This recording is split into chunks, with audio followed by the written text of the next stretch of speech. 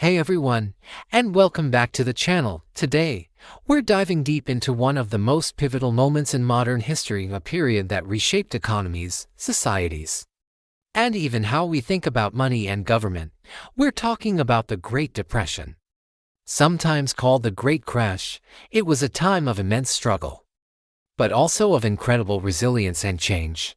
So grab a comfy seat, because we're about to uncover the story behind the longest, deepest, and most widespread economic crisis of the 20th century. Now, when you hear Great Depression, your mind probably jumps straight to 1929, right? And you'd be spot on. Most historians pinpoint the official start to the infamous Black Tuesday, October 29, 1929, when the U.S. stock market crashed. But here's a little secret: the rumblings actually began a bit earlier, on September 4th, with a significant slide in stock prices. Black Tuesday just made it global news. A terrifying headline that echoed across continents. Imagine waking up to that kind of shock. This wasn't just a blip on the radar. Between 1929 and 1932, the world's total economic output, what we call global GDP, plummeted by a staggering 15%. To put that into perspective, during the more recent Great Recession from 2008 to 2009, global GDP fell by less than 1%. So, the scale of this downturn was truly unprecedented.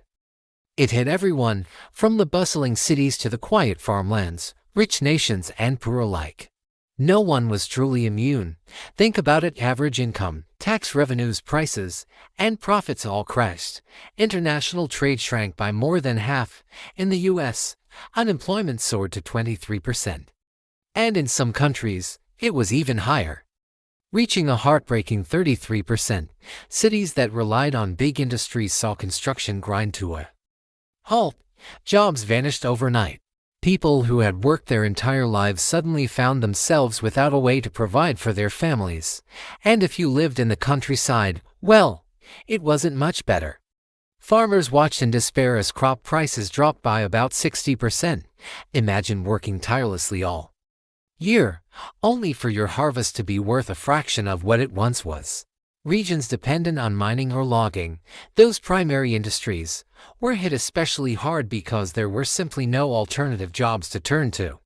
It was a domino effect of economic pain spreading everywhere. Now, while the stock market crash on October 24, 1929, is generally seen as the spark, some historians actually argue that it was more of a symptom than the sole cause.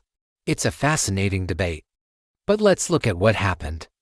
The Dow Jones Industrial Average, a key indicator of market health, fell from 381 points to 198 points in just 2 months. That's a huge drop. Yet, surprisingly, some optimism actually lingered for a while. In early 1930, the stock market even tried to rally, with the Dow climbing back to 294 points by April, almost pre-depression levels. And initially, governments and businesses actually spent more in the first half of 1930 than they had the year before. There was this glimmer of hope, a belief that things would turn around quickly. But beneath the surface, cracks were forming. Consumers, many of whom had taken a massive hit in the market the previous year, tightened their belts, cutting spending by a hefty 10%. And then, a brutal force of nature added to the misery. A severe drought began to sweep across the agricultural heartland of the United States in the mid-1930s. This Dust Bowl era turned fertile lands into barren deserts, forcing families off their farms and creating an ecological disaster on top of the economic one. By mid-1930, you might think cheap credit would help. Money was plentiful, interest rates were low. But the problem was a looming fear of deflation, prices falling across the board, and a general reluctance for people to borrow or invest. Why buy something today if it's going to be cheaper tomorrow?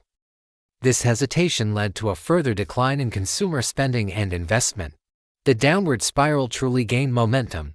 By May 1930, car sales had already dipped below 1928 levels, and prices across the board started to fall. Initially, wages remained steady. But that didn't last.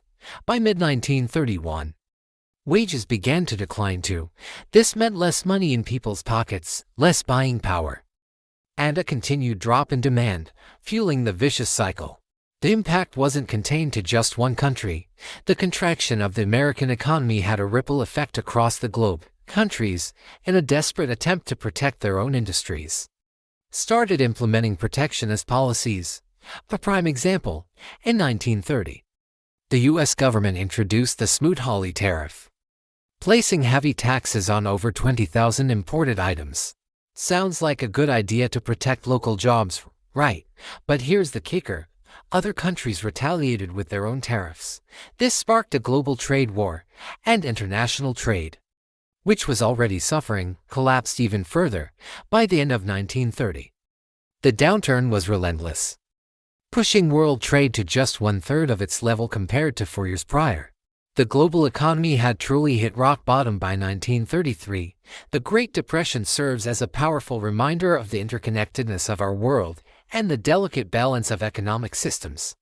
It was a time of immense hardship, but also a period that forced innovation, created new social programs, and fundamentally changed how governments approached economic management. We learned so much from this difficult era, lessons that still guide economic policy today. Thank you so much for joining me on this journey through history. If you found this dive into the Great Depression as fascinating as I did, please give this video a big thumbs up. And don't forget to hit that subscribe button and ring the notification bell so you don't miss out on our next deep dive. What other historical events would you like us to explore? Let me know in the comments below. See you next time.